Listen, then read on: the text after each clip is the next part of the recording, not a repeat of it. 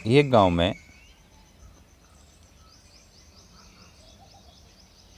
कुछ लोग सभा किया करते थे और वह सभा पूरे गांव की शांति के लिए हुआ करती थी।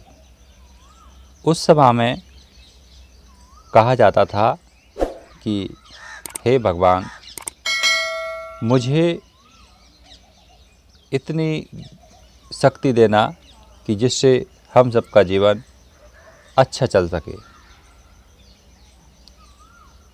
ज्ञानवान बन सके, विवेकशील बन सके और जीवन को अच्छी तरह से काट सके। इसके लिए वो प्रतिदिन भगवान से प्रे करते थे। यह उनकी प्रार्थना करते करते लगभग 12 साल निकल गए। 12 साल की तपस्या करने के पश्चात अब उस गांव की जो प्रयास था, उस प्रयास को देखकर सत्यदेव जागे। जब सत्यदेव जागे तो उन्होंने देखा कि भाई ऐसा कौन है संसार में जो मेरी पूजा कर रहा है, मेरे लिए आह्वान कर रहा है। तो सत्यदेव ने जब देखा उस गांव के लिए तो बोले, अरे इस गांव में तो मेरे ही लोग हैं सब, चलो मैं इनसे मिलकर आता हूँ और इनको कुछ ज्ञान की बातें, विवेक की बातें दे करके आता हूँ। लेकिन सत्य ने जो उनका रंग रूप था वो बदल लिया। उन्होंने सोचा कि अगर मैं सहज रूप में चला जाऊंगा तो मुझे लोग पहचान लेंगे, हो सकता है कि कोई मुझे हमेशा के लिए बंद न कर ले, बंधक न बना ले। इसलिए उन्होंने सोचा कि मैं ऐसी हुलिया लेकर के जाऊंगा कि लोग मुझे पहचान न सकें। हाँ, जो करुणामय दयामय होगा वही मुझे प्रेम कर सकता है, ऐसी पोजीशन में। तो उन्होंने भिखारी का रूप तैयार किया और बड़े बड़े जटा, तन पर फटे कपड़े, मैले कुचैले और हाथ में एक भिखारी का टूटा फूटा बर्तन। शरीर ऐसे लगने लगा जैसे महीनों से नहाया ना हो, और चल देते हैं उस गांव की तरफ। उस गांव की तरफ चल देते हैं तो वो लोग जो सभा किया करते थे, तो वो लोग ऐसा स्वरूप देख करके उनको बात करने के लिए तैयार नहीं होते हैं। तो वो आवाज़ लगाते हैं, कोई हो ऐसा बंदा जो मुझे सब कुछ दे और मुझसे जो चाहे वो ले ले।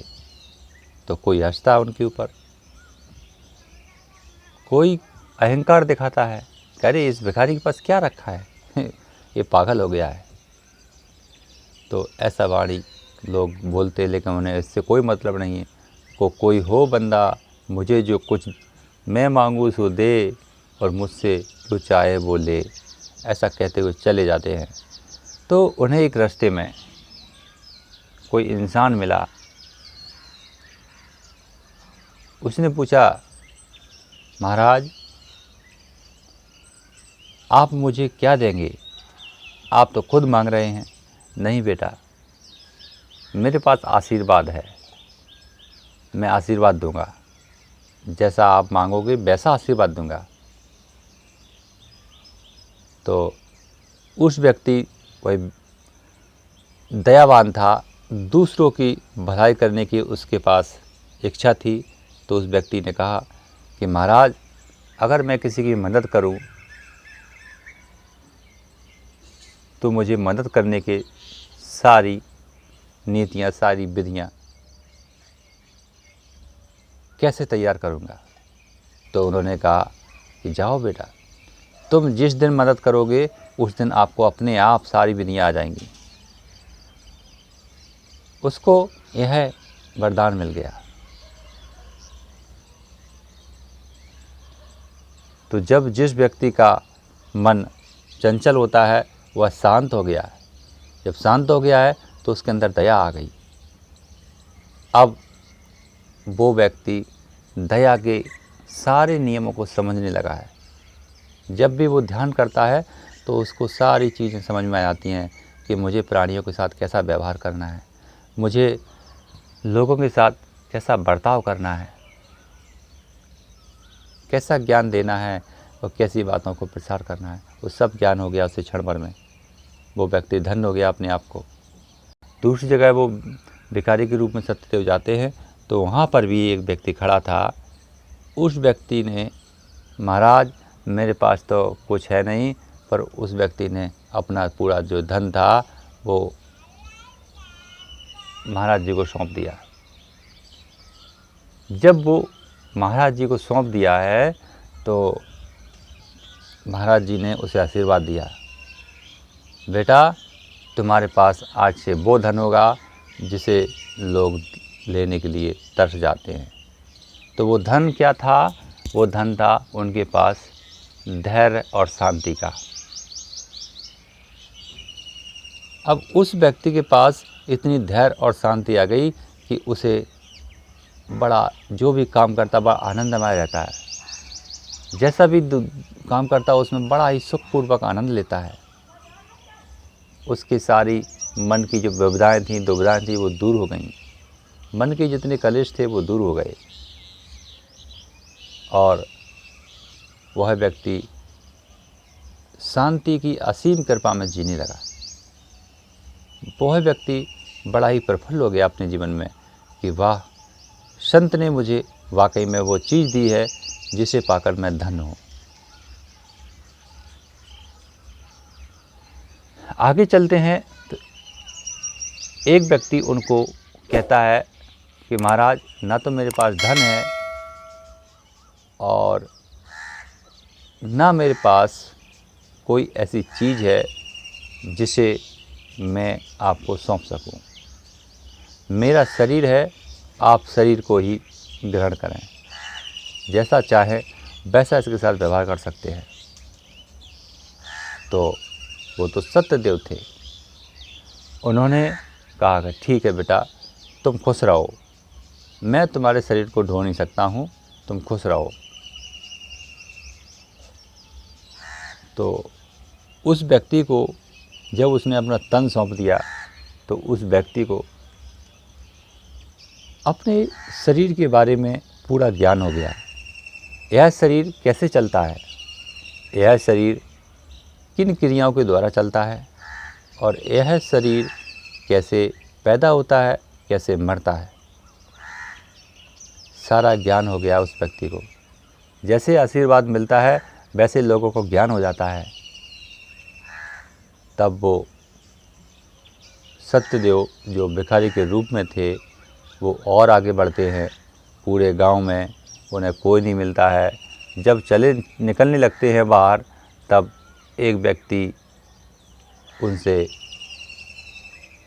टकराता है और कहता है, महाराज मेरा आपके लिए तन भी हाजिर है, मेरा आपके लिए मन भी हाजिर है, मेरा आपके लिए धन भी हाजिर है। आप तीनों को ग्रहण करें और मुझे आशीर्वाद दें। जब सत्यदेव ने देखा कि यह व्यक्ति मन से निर्मल है, तन से निष्पाप है और धन से निष्कर्म है, जब तीनों को सत्यदेव ने देखा, अरे ये व्यक्ति बिल्कुल हमारे आशीर्वाद के योग्य है, तो सत्यदेव ने फिर उस व्यक्ति को आशीर्वाद दिया कि जाओ तुम संसार का कल्याण करो। और वह व्यक्ति आशीर्वाद पाते ही उसे अपनी शक्तियों का पूरा ज्ञान हो गया। उसको मन जैसे कैसे काम करता है ये भी ज्ञान हो गया है। मन को शांत करने के उपाय भी आ गए, शरीर को शुद्ध रखने के भी उपाय आ गए और उसे शरीर की पूर्ण जानकारी भी मिल गई कि शरीर कैसे काम करता है। वह शरीर के कर्मों से निष्पाप हो गया मन के दुविधाओं से वो निष्कलंक हो गया, मन विचार शुद्ध हो गए और धन की तो उसे कोई ज़रूरत ही नहीं पड़ी, क्योंकि तन और मन ही सबसे बड़ा धन होता है इंसान का। ऐसा करके वो एकदम से शुद्ध हो गया सोने की तरह, और वह व्यक्ति अब अपने जीवन को भूल करके जन कल्याण में अपने शरीर को लगा देता है। लोगों को बताता है, जैसे लोगों के पास प्रश्न होते हैं वैसे लोगों को वो जवाब देता है। जो इच्छा होती है लोगों की कि इसके बारे में मुझे बताएं, तो वो उसके बारे में बताता है। तो कोई शरीर के बारे में पूछता है तो वो व्यक्ति शरीर के बारे में बताता है, कोई मन के बारे में पूछता है वो मन के बारे में बताता है, तो कोई तन के बारे में पूछता है तो वो तन के बारे में बताता है। तीनों चीज़ के बारे में जब वो ज्ञान को बांटता है तो फिर लोग उसके ज्ञान को जो भी सुनते हैं, देखते हैं और उस पर चलने का प्रयास करते हैं तो उन्हें आश्चर्यचकित एक झटका सा लगता है कि अरे इन संत की बातों में दम है, और वह व्यक्ति जन कल्याणकारी बन जाता है।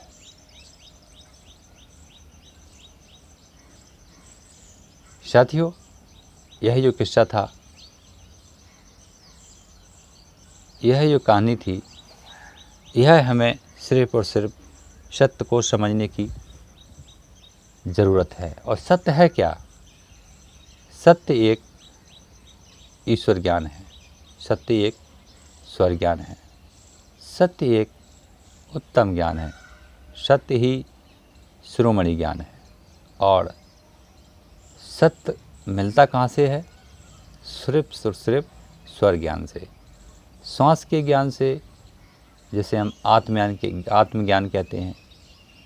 इसे ही हम उत्तम कोटि का ज्ञान भी कहते हैं। स्वर ज्ञान के अलावा सत्य हमको कहीं नहीं मिलने वाला है। लेकिन मिलता कब है? जैसे कि अभी आपने कहानी में सुना कि जब तन और मन और धन इन सब से हमारा नाता नहीं रहता है, तब जाकर के हमें सत्य असली रूप में मिल जाता है। लेकिन जब तक हम इनसे भी अपना धन नाता रखते हैं, लेकिन रखते कैसे हैं? ज़रूरतमंद का जितनी ज़रूरत हो उतना नाता रखते हैं, तो हमें स्वर का ज्ञान प्राप्त हो जाता है। पर तत्वों का ज्ञान थोड़ा अधूरा रहता है, पूर्ण तो नहीं हो पाता है पर अधूरा रहता है। और जिस दिन हम इन विचारों से मुक्त हो जाते हैं, उस दिन हमें तत्व ज्ञान और स्वर का ज्ञान पूर्ण हो जाता है। और उस दिन हमारा जो जीवन का लक्ष्य है वो पूर्ण हो जाता है, और हमारा जो जीवन एक शांतिमय जीवन बन जाता है। और वह खुद तो शांत रहता ही है, पर दूसरों को भी शांत रखने का प्रयास करता रहता है। यही उसका जीवन की एक प्रक्रिया बन जाती है। इन्हीं शब्दों के साथ मैं आप सभी से विदा लेता हूँ। फिर मिलेंगे अगली कोई शब्दों में, तब तक के लिए नमस्कार। आप हमारे चैनल पर नए हैं, अभी तक आपने सब्सक्राइब नहीं किया तो सब्सक्राइब करके जरूर जुड़ जाएं। साथ ही बेल आइकन को भी दबाएं, जिससे आने वाले सभी वीडियो आपको सबसे पहले मिले। स्वर ज्ञान ही ईश्वर ज्ञान है और स्वर ज्ञान ही